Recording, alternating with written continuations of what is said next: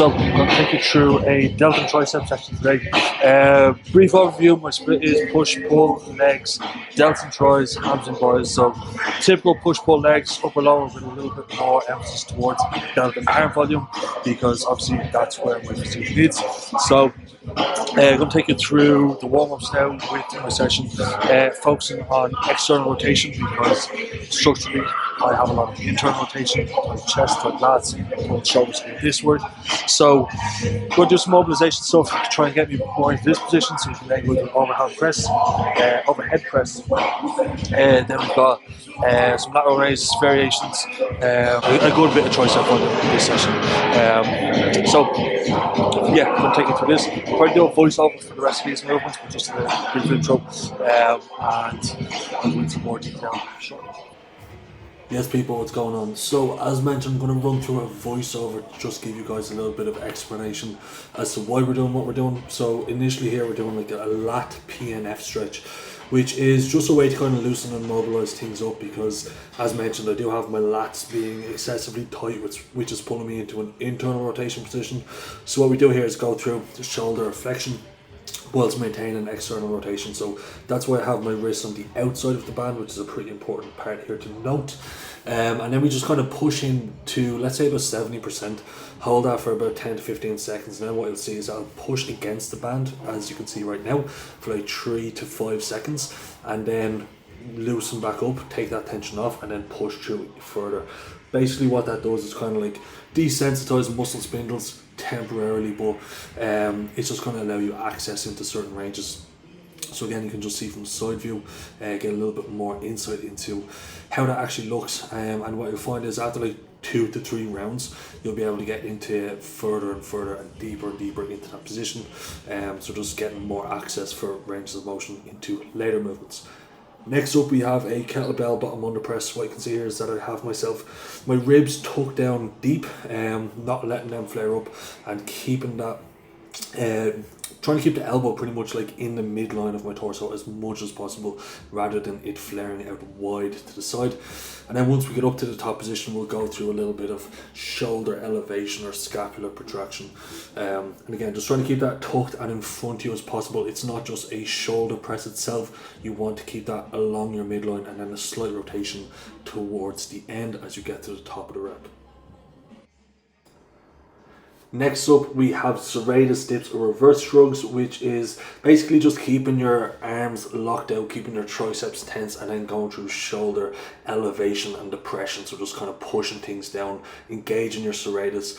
When we're pressing in an overhead position, we still want to be able to stabilize the other side of the axis. So if we're working on our upwards plane, we want to make sure we're still creating some form of stabilization in a downward motion. So again, if we don't have an assisted dip available, we can just do this on a dipping bars. What you'll see here as well, I prefer this. I think it's more effective in like a semi-supinated position, so like your wrists somewhat pointed out. That's just going to give you a little bit more kind of emphasis with regards to engaging your serratus.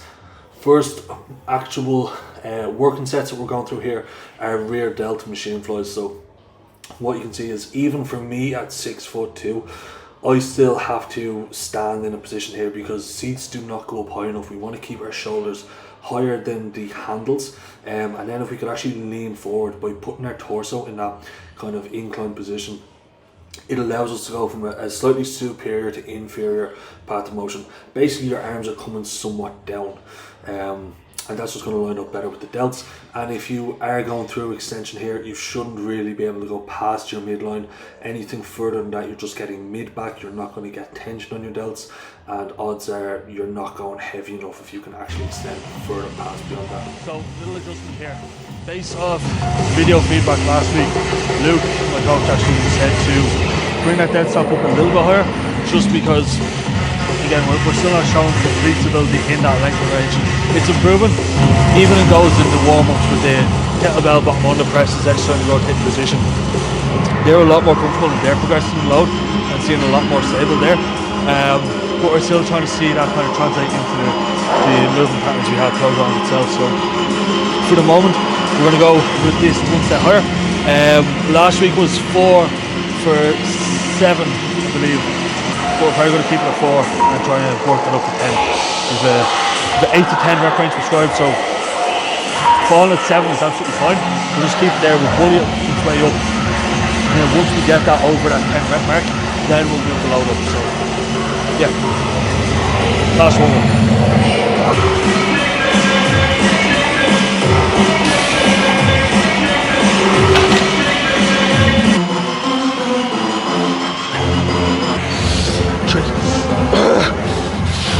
Yep. Come on. Let's go. Here we go. Come on. Hey.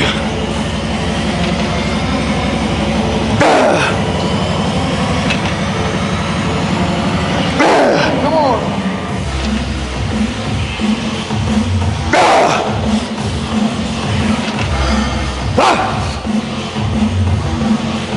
Come on. Finish it. Come on.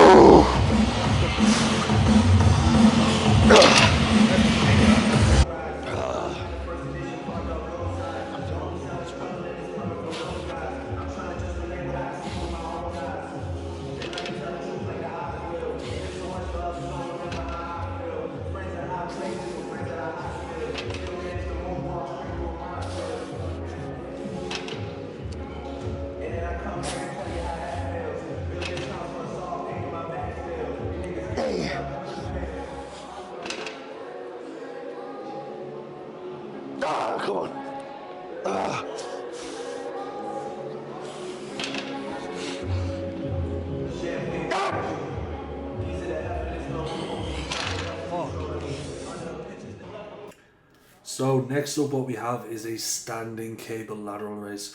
What I will say to most clients and what I think most people should do is actually have a little bit of internal rotation. So point your thumb slightly towards each other and allow your arms to come in front of your torso, kind of in a Y shape. But for me, as mentioned, because I'm already in that position, because I am internally rotated, I want to focus more so on like just keeping things neutral, or if not slightly externally rotated, and just driving elbows out as wide and high as possible. And you'll see here, like once you reach failure, just pump out some partial reps.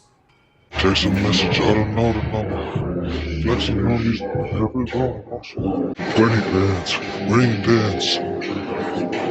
We can make plans.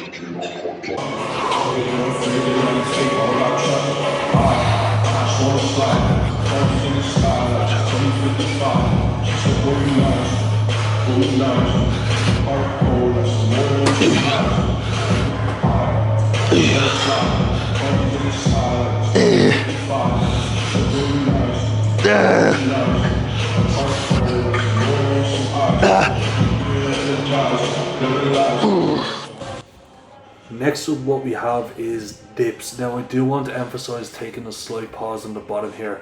It's something that I have neglected for a long period of time, and I still see a lot of people doing it, so really emphasizing that range of motion. Just really kind of aim to let your bicep touch off your forearm, and hold that pause in the bottom position, because that's where you're going to get the most benefit from this in terms of actually lengthening the triceps. You're taking this into a fully lengthened range both at the elbow and the shoulder, so it makes sense to kind of push on through there.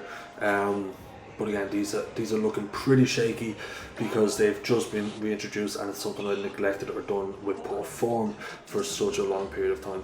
So top set with 35 kilo on top of body weight, and then back off set here with an additional 15.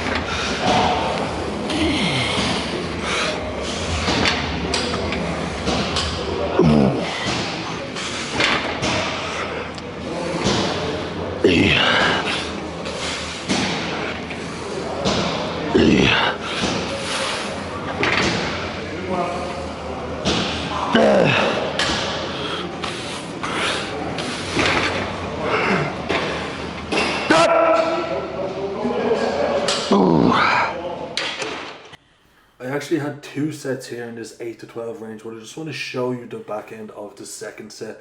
I'm really liking this dead stop variation, and one of the main reasons I do enjoy it, and especially with a lot of other people, is that you literally cannot fail on it. Because even if you do reach failure, like that rep there was tough, you can still take the eccentric there, and even if you don't complete this rep, you have that fail safe with the dead stop. So that's something that I do like to incorporate, because a lot of people do not train with someone, even though that would be more beneficial. The dead stop is probably something that's underutilized from a safety mechanism. So my camera had actually died, so I just took this one with my phone while I was giving it a quick charge. But the D handle push down here at the variable width bar has been a very, very enjoyable introduction into this plan, allowing me to kind of maintain that overhand position, minimal to no elbow or wrist pain. That's the benefit of the D handles. It allows rotation through both joints. And then with this press down, I would emphasize keeping your elbows in front of your torso and actually allowing them to kind of come forward slightly as you press down. You're still creating a pretty good challenge here in that length and range. When you're pushing towards yourself and you bring your elbows in closer, you're reducing that challenge on your tricep, and you're nearly kind of allowing your lats to come in. Just make sure that you are not pushing too much through your shoulders and that you're keeping them neutral and not internally rotated. Another thing that I'd like to highlight here is just getting into position for this cable skull crusher variation. If you don't have someone to spot you to get you into that position, you see I pull that up and just have the notch resting on the headrest at the top, so that then you can kind of get into position and unload it from there. The main cues here are keeping your elbows behind your torso. You might have seen a little block on the seat. Again, that's just because me being taller and having really long arms. If I just went at the bottom of my seat, I couldn't actually get a full stretch without re-racking it. So having myself set that little bit higher takes that out of the equation, make sure I can get some good reps here. And we can see stretched fully, keeping those elbows nice and far behind our torso. And also with that, you want to try and keep your ribs down somewhat. As fatigue starts to accumulate here, you might see positioning change slightly and my ribs come up a bit, but the emphasis is keeping that down nice and tight so that we're keeping in the overhead position.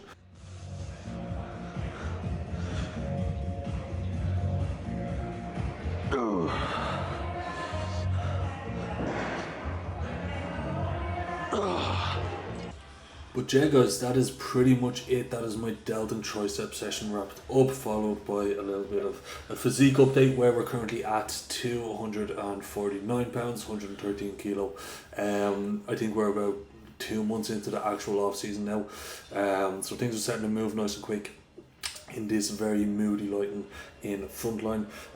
Front double, which has always been like one of my weakest shots, is starting to look decent as the arms are starting to fill out. So just need to continue pressing on there, but if you do have any other questions, let me know. Thanks for watching. Peace out.